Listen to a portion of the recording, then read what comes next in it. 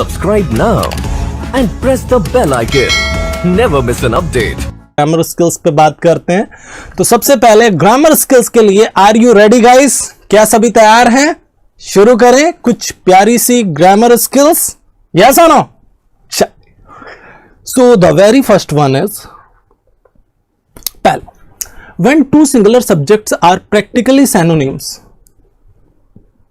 the verb should be in singular form.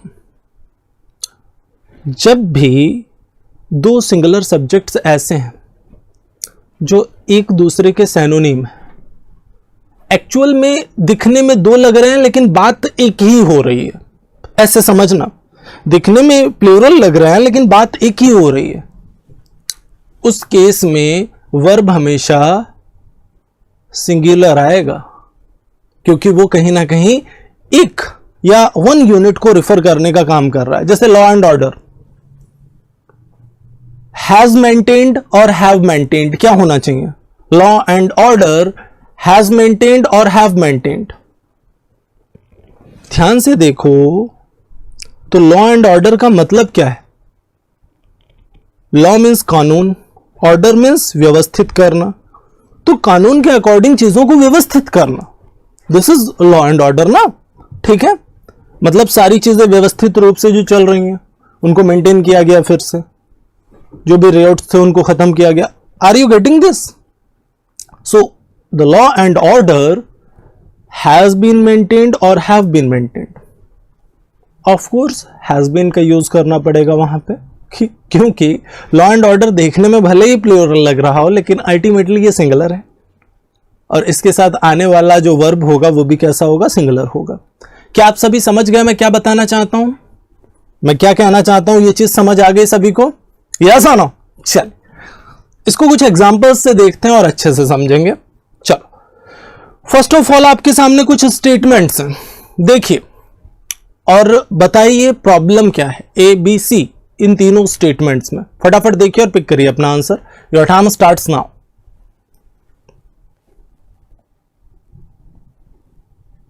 Very good, सबका sixer लगना चाहिए।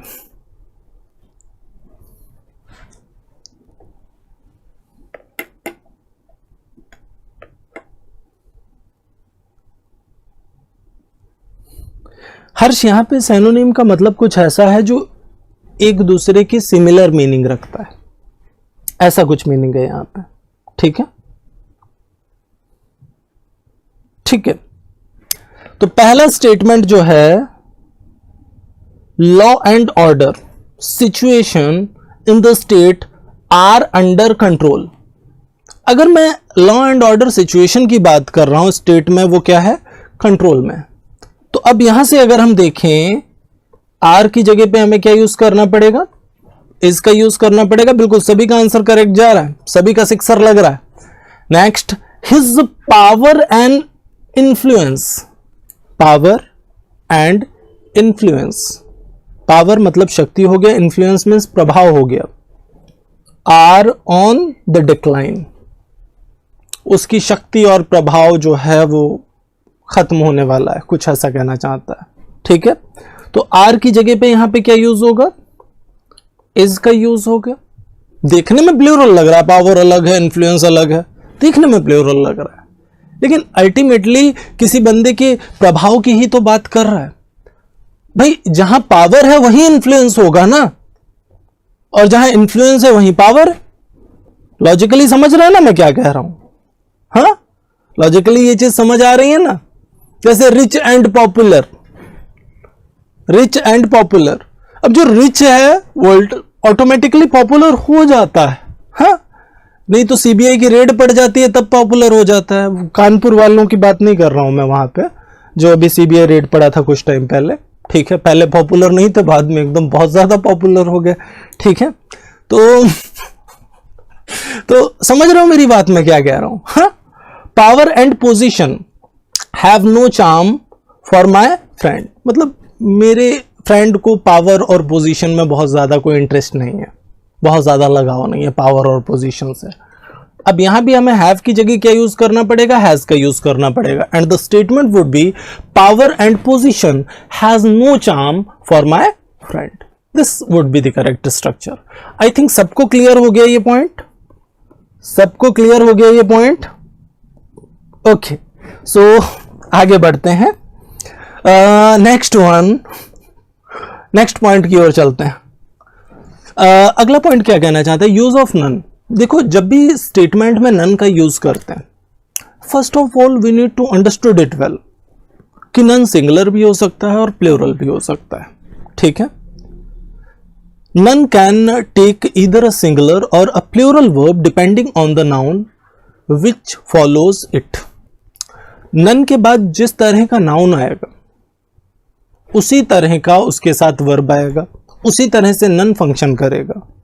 Just like none के साथ अगर आपने अनकाउंटेबल नाउन का यूज कर दिया, like none of the money, none of the water, none of the milk, कुछ ऐसा, तो ये सिंगुलर हो जाएगा और इसके साथ आने वाला वर्ब भी कैसा होगा, सिंगुलर होगा, ठीक है।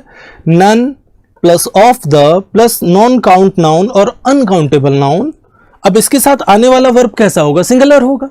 स्ट्रक्चर दिमाग में रखना, नन के साथ ऑफ द का यूज किया और आगे अनकाउंटेबल अगर नाउन आया या नॉन काउंट नाउन आया, तो इस केस में अनकाउंटेबल नाउन तो हमेशा सिंगुलर होता है ना, मतलब वर्ब आएगा सिंगुलर। लेकिन अगर हमने नन के साथ ऑफ द लगाया और आगे का नाउन काउंटेबल है, none of the boys, none of the girls, none of the students, none of the mobile phones, none of the laptops, anyone, we can use any one of them. तो अब अगर इसके बाद countable unit आएगी या countable noun आएगा तो वो कैसा होगा, प्लूरल होगा। Now we need to use a plural verb with it. अब हमें इसके साथ क्या यूज करना होगा, प्लूरल वर्ब का यूज करना होगा। क्या स्ट्रक्चर समझ आ गया सबको, क्या स्ट्रक्चर समझ आ गया सबको, यस और नो? जल्दी से बताओ चैट बॉक्स में, स्ट्रक्चर क्लियर है, कोई डाउट तो नहीं है इसमें। चलो, अब इससे रिलेटेड कुछ क्वेश्चंस हैं और अच्छे से समझ लो। Your time starts now. फटाफट देखो और पिक करो आंसर, स्पीड में देखना है और पिक करना है आंसर।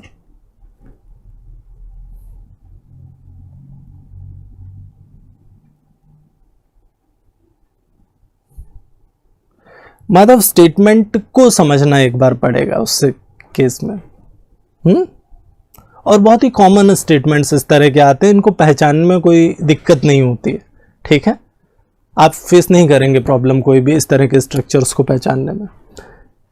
चलो, अब यहां से अगर हम देखें, none of the money have been found. अच्छा, एक चीज बताओ, none of the money have been found या हैज बीन फाउंड?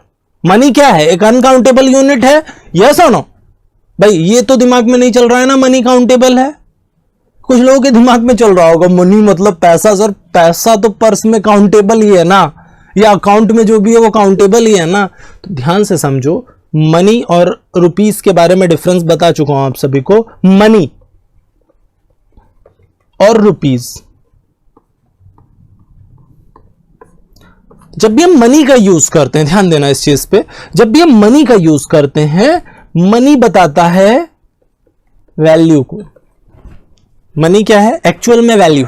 मनी क्या है, एक्चुअल में वैल्यू को रेफर कर रहा है, ठीक है। तो अब यहां से अगर आप समझें इस चीज को ध्यान से, मनी, जिस घर में आप बैठे हैं वो भी मनी है, जिस सोफे पे आप बैठे हैं वो भी मनी है। ध्यान से समझना इस चीज को जो मैं कह रहा हूं, ठीक है। हर चीज मनी की ही तो एक्सचेंज वैल्यू है, अगर आप ध्यान से देखें तो। हाँ, एवन जो हमने क्लोथ्स पहन रखे हैं वो भी हमने खरीद के ही पहने, फ्री में तो मिले नहीं ना। हाँ, जिस मोबाइल फोन या लैपटॉप में अभी लेक्चर देख रहे हो वो भी आपकी प्रॉपर्टी है ना, खरीदा है ना आपने? नहीं खरीदा आपने, पापा ने दिलवाया, मम्मी ने दिलवाया, ठीक है, समझ गए ना। तो वो भी तो एक टाइप से वैल्यू ही है, ध्यान देना इस चीज पे। पैसा दिया, 10,000 का फोन खरीदा, सपोज दैट, अब 10,000 रुपीज दिए, उसके बदले में आपको फोन मिला ना, मतलब वो फोन वैल्यू कैरी कर रहा है 10,000 की। वो बात अलग की है, खरीदने के बाद वो तुरंत हाफ रेट का हो जाता है, वो अलग की चीज है, ठीक है। लेकिन कहीं ना कहीं वैल्यू है ना उसकी कोई, ठीक है। तो मनी रिलेट करता है वैल्यू को, जो भी आपकी धन संपत्ति प्रॉपर्टी है, जो भी चीज़ है आपकी खुद की जिस पे आपका पोजीशन है, वो एक वैल्यू कैरी करती है। तो वैल्यू को डिनोट करता है मनी, इसलिए ये क्या है, अनकाउंटेबल है। ठीक है। और अगर मैं रुपीज की बात करूं, रुपीज को हम काउंट कर सकते हैं। रुपीज जिनको हम मनी से रिलेट करते हैं वो रुपीज है, जैसे 2 rupees, 3 rupees, 4 rupees, 400, 5000, 2 lakh, 3 crore, कुछ भी ऐसा। तो ये रुपीज क्या है, ये काउंटेबल है, और मनी क्या है, अनकाउंटेबल है। समझ गया ना। अब यहां पे स्टेटमेंट को अगर हम देखें, none of the money, money uncountable unit है, वैल्यू को रिफर करती है, तो मतलब क्या, यहां पे हैव बीन फाउंड या has been found, of course has been found का यूज करेंगे। दूसरा स्टेटमेंट अगर हम देखें, none of the students has finished the exam yet, has या हैव, जैसे ही मैंने स्टूडेंट्स की बात की, now it became a plural unit, and whenever we are referring a plural unit we need to use a plural verb. so हमें has की जगह पे क्या यूज करना पड़ेगा, have का यूज करना पड़ेगा, तब स्टेटमेंट करेक्ट होगा। and the statement would be none of the students have finished the exam yet. none of the students have finished the exam yet. this would be the correct structure. have you got it? yes or no? Have you got this point? Yes or no? Next point की ओर बढ़ते हैं, and the very next one is very good. Subscribe now and press the bell icon. Never miss an update.